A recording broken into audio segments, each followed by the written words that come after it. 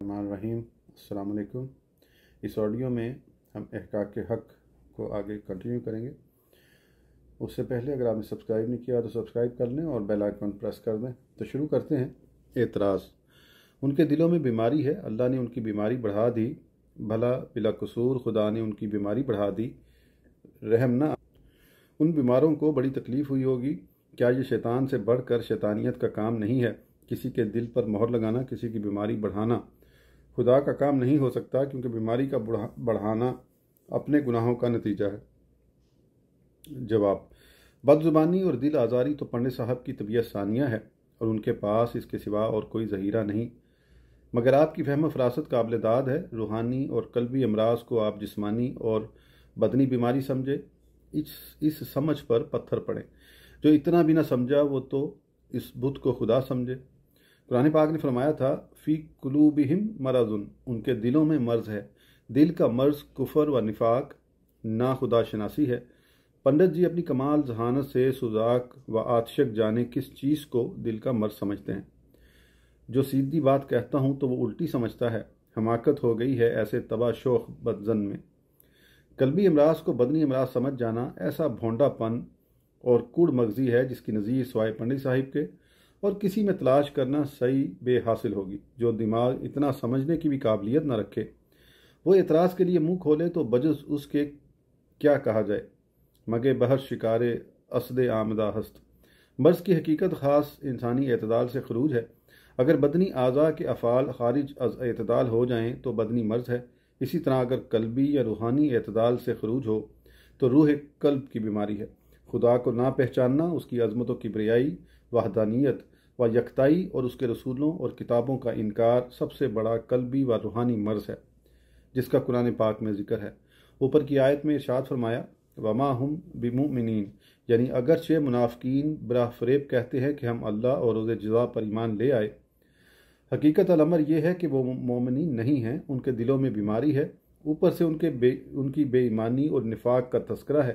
بے وقوف آدمی بھی ہوتا تو اس قرینہ واضح سے سمجھ جاتا۔ مرض قلبی سے روحانی بیماری کفر و نفاق مراد ہے، جو انسان کی ہستی کو ناکارہ اور فاسد کر دیتی ہے۔ مگر پنڈت صاحب سے عقل و فہم اتنی ہی دور ہے جتنا زمین سے آسمان، بلکہ اس سے بھی زیادہ۔ مگر بات یہ ہے کہ پنڈت صاحب معذور ہیں، اس لیے کہ اس مرض کے وہ خود بھی مریض ہیں اور ان کا روح و قلب کفری تاریکیوں سے سیاہ ہو رہا ہے۔ انہیں کہاں اتنا ادراک باقی تھا کہ وہ بات کو سمجھ لیتے۔ بہرحال پنڈت صاحب کا اعتراض ان کے اختلال حواس کی تصویر ہے۔ بس اس پر سمندر ناز کو ایک اور تازیانہ یہ ہوا کہ بنائے فاسد پر تعمیر فاسد اعتراض کرنے بیٹھے تو یہ جھوٹ بولا کہ بلا قصور خدا نے ان کی بیماری بڑھا دی، باوجود یہ کہ اسی آیت میں موجود ہے وَلَهُمْ عَذَابٌ عَلِيمٌ بِمَا كَانُوا يَكْذِبُونَ، کہ ان کے لیے دردناک عذاب ہے اس سبب سے کہ وہ اللہ اور اس کے رسولوں کا انکار، اس کی تکذیب کرتے تھے۔ انکار و تکذیب بھی قصور نہ ہو تو پھر کیا چیز قصور ہو سکتی ہے؟ اب آیت شریفہ کا مطلب سمجھیے۔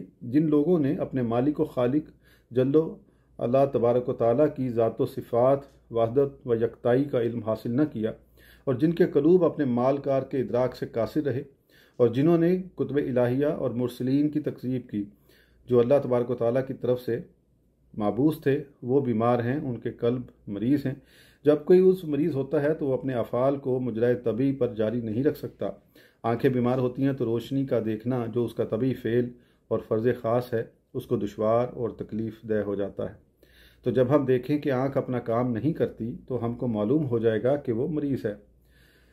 کان کا کام سننا ہے، اگر کان اصوات کا کام چھوڑ دے تو ہم یقین کریں گے کہ وہ بیمار ہے۔ زبان کا فرض چکھنا ہے، اگر وہ ذائقہ نہ دریافت کر سکتے تو ہم حکم کریں گے کہ وہ مریض ہے۔ اسی طرح قلب کا کام اور فرض خاص معرفت حق ہے، اگر وہ اس کو انجام نہ دے تو جزم کیا جائے گا کہ اس میں بیماری ہے۔ اسی طرح قلب کا کام اور فرض خاص معرفت حق ہے، اگر وہ اس کو انجام نہ دے تو جزم کیا جائے گا کہ اس میں بیماری ہے۔ اسی وجہ سے جن لوگوں نے معرف الہیہ اور اسرار ربانیہ کی تکذیب کی اور سرگرم انکار ہوئے، معلوم ہوا کہ ان کا قلب بیمار ہے۔ جب تو وہ اس چیز کو جو قلب کی زندگی ہے بجائے محبوب رکھنے کے مبغوض رکھتے ہیں، اور بجائے سر نیاز جھکانے کے زبان انکار کھولتے ہیں۔ اس حکمت کو وہی جان سکتا ہے جو حقیقی رہنما ہے۔ اس لیے قرآن پاک نے بیان فرمایا فی قلوبہم مرض، کہ ان کے دلوں میں بیماری ہے جو انہیں حق تک پہنچنے سے مانے ہے، اور جو قرآن پاک جیسے الہی فرمان کے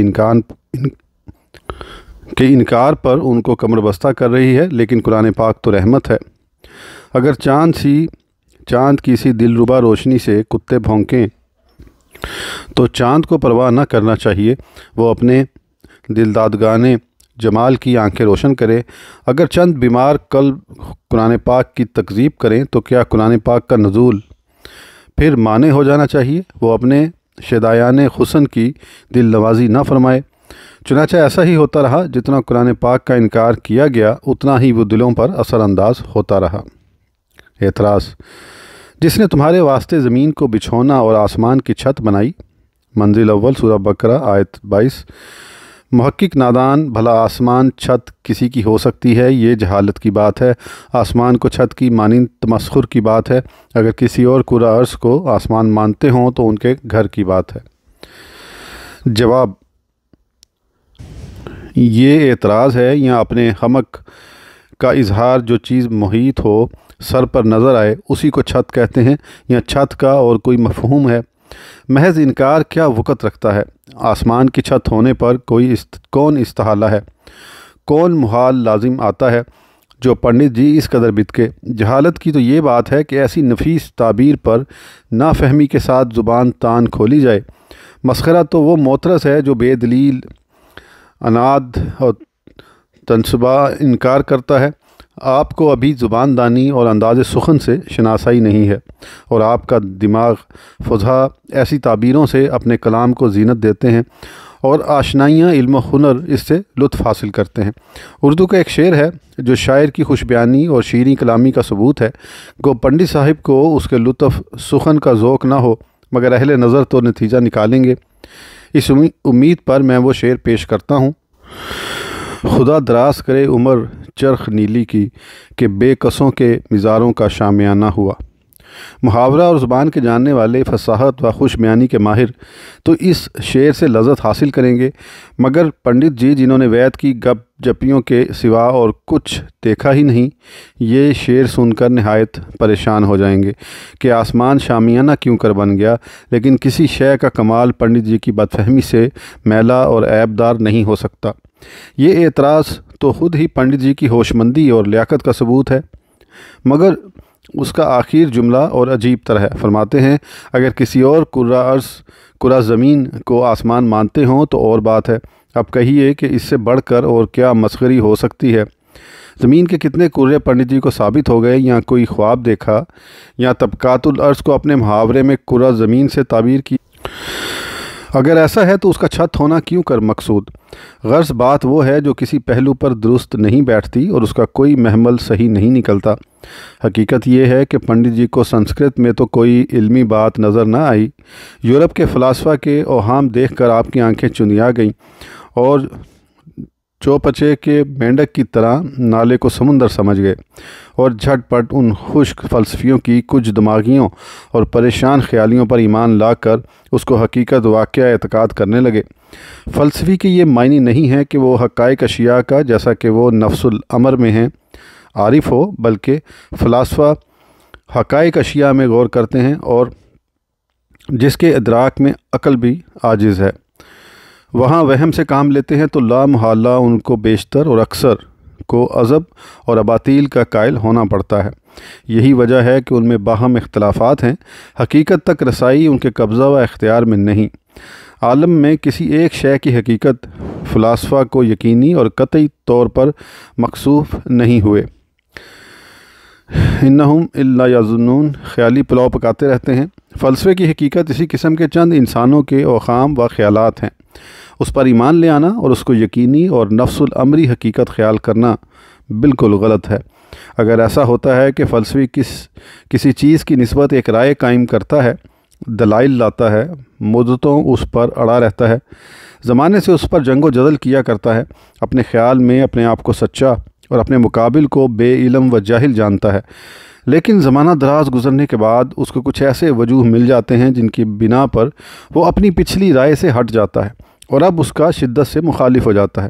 اتنی حقیقت رکھنے والے فلسفے پر مغرور ہونا اسی شخص کا کام ہے جس کی آنکھیں علوم الہیہ کے انوار سے بالکل محروم ہوں۔ دور سے مسافر کو ایک سوار نظر آتا ہے، اس پر وہ اپنے رفقا سے استفسار کرتا ہے کہ یہ کیا شے ہے۔ نظر کو اتنی دور پہنچتی ہے مگر امتیاز سے قاصر ہے۔ لا محالہ اس وقت وہم سے مدد لی جاتی ہے اور جو صورت وہ سامنے لا کر حاضر کرتا ہے وہی رائے قرار دے دی جاتی ہے، لیکن قریب پہنچ کر پتہ چلتا ہے کہ وہم کے مخترعات جھوٹے اور باطل تھے۔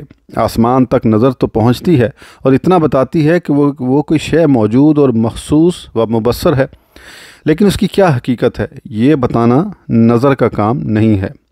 کوئی باخبر ملے تو اس سے دریافت ہو سکتا ہے، اور جنہیں ایسا موقع ملا کہ انہوں نے خبرداروں سے دریافت کیا وہ جانتے ہیں، لیکن جنہیں بدقسمتی سے ایسا موقع میسر نہیں ہے وہ بجز اس کے کہ اٹکل اور تخمینے سے کام لیں، وہم کے گھوڑے دوڑائیں اور کیا کر سکتے ہیں۔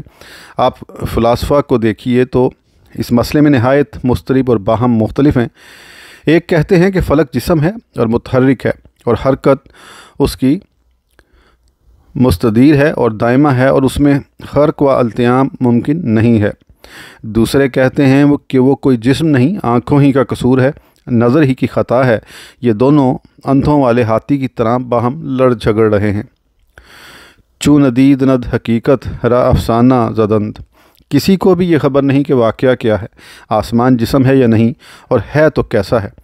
اپنی اٹکلیں لڑا رہے ہیں اور باہم لڑ رہے ہیں۔ پنڈی صاحب کے کان میں کبھی یہ افسانہ پڑ گیا ہوگا کہ بعض فلسفی کہتے ہیں کہ آسمان کوئی جسم نہیں، کوئی چیز نہیں۔ نظر اپنے منتہا پر جا کر رک جاتی ہے تو ساون کے اندھے کی طرح اسے ہرا ہرا یا نیلا ہی نیلا سوجا کرتا ہے۔ یہ عجیب و غریب سی بات اگرچہ شہادت جس کے خلاف اور عقل سے بعید تھی، لیکن پنڈی صاحب نے عجیب سمجھ کر فوراً ہی تو اس کا اعتقاد کر لیا اور جھٹ قرآن پاک پر اعتراض کر ڈالا کہ ہیں آسمان چھت کیسے ہو سکتا ہے، یعنی وہ تو کوئی شے ہی نہیں۔ اول تو یہ اعتقاد ہی سراسر جہل ہے، اور جاننے والے کو نہ جاننے والے کا الزام دینا اس سے بڑھ کر حمق یعنی احمق۔ اور فرض کرو تو چھت کے ساتھ تعبیر کرنے پر کیا اعتراض؟ پنڈی صاحب کو یہ معلوم نہیں کہ محاورات کی بنا عرف پر ہوتی ہے نہ حقیقت پر۔ پنڈت جی سے اگر کوئی شخص یہ کہے کہ میں نے گنا کھا لیا تو وہ مبہوت ہو جائیں گے کہ کوئی اس سے کیوں کر چبی ہوگی اور حلق سے کیوں کر اتری ہوگی، اس لیے کہ گنا کھانا تو حقیقت میں جب ہی ہو سکتا ہے کہ جب یہ سب چیزیں کھائی جائیں۔ عرف کا تو ان کی نظر میں کوئی اعتبار ہی نہیں۔ غرض پنڈت جی کا اعتراض کسی توجیہ و تعویل سے، کسی معنی اور مطلب سے درست نہیں ہوتا۔ پنڈت جی آسمان کے مجسم ہونے کا انکار کس منہ سے کریں گے؟ وہ تو ایشور کے لیے ہی جسم مانتے ہیں، اپنے خدا کو بھی مجسم ٹھہراتے ہیں۔ اسی ستیارتھ پرکاش کے صفحہ 11 میں لکھتے ہیں، آپ پرمیشور ہم لوگوں کو محفوظ کر کے راحت بخش کاموں میں ہمیشہ لگائے رکھے، کیونکہ آپ ہی سرور و عافیت مجسم ہیں۔ پنڈت جی کے نزدیک سرور بھی مجسم ہوتا ہے اور مجسم ہو کر خدا ہو جاتا ہے۔ اس عقل کا آدمی آسمان کا جسم نہ مانے تو کیا بعید ہے۔ اسی ستیارتھ کے صفحہ 7 میں ایشور کی اس طرح تعریف کرتے ہیں کہ آفتاب وغیرہ روشن چیزوں کا بطور رحم جائے کے پیدائش و قیام ہے۔ صفحہ 14 میں فرماتے ہیں، جس طرح گولر کے پھل میں کیڑے پیدا ہو کر اسی میں رہتے اور فنا ہو جاتے ہیں، اسی طرح پرمیشور کے اندر تمام جہاں کی حالت ہے۔ کیوں پنڈت جی پرمیشور جسم ہوا کہ نہیں اور رحم سے تشبیہ دینا یہ تو آپ کا غائط ہی درجے کا ادب ہے، یا جس کو دنیا آسمان کہتی ہے اس کو آپ پرمیشور سمجھ بیٹھے ہیں۔ لیکن پھر بھی اعتراض کیوں کر ٹھیک ہو؟ گولر کے پھل والے کیڑے کے لیے آپ گولر کی اندرونی سطح جو اس کے سر کی جانب ہے ضرور چھت ہے۔ جب آپ نے اس کائنات کے لیے ایک ایسی مہیت چیز تسلیم کر لی تو چھت ماننے سے کیا انکار؟ فرق اتنا ہے کہ ہم اسے آسمان کہتے ہیں، خدا کی مخلوق مانتے ہیں، آپ اسی کو ایشور سمجھتے ہیں۔ ستیارتھ صفحہ 14 میں ہے، جو تمام دنیا کو ہر جگہ نمودار کر رہا ہے وہ آکاش ہے، چونکہ پرماتما تمام اطراف سے دنیا کو نمودار کرنے والا ہے، اس لیے اس پرماتما کا نام آکاش ہے۔ کہیے اب تو آپ نے آکاش ہی کو پرماتما اور ایشور مان لیا۔ شاید آپ کے گھبرانے کی یہی وجہ ہو کہ آسمان کو چھت کہہ دیا۔ یہ کیا غضب ہوا کہ پرمیشور چھت بنا جاتا ہے۔ آج کی آڈیو کے لیے اتنا ہی، پھر انشاءاللہ اگلی آڈیو میں آگے کنٹینیو کریں گے۔ سبسکرائب کرنا نہ بھولیں۔ اس وقت تک کے لیے اجازت دیجیے۔ اللہ حافظ۔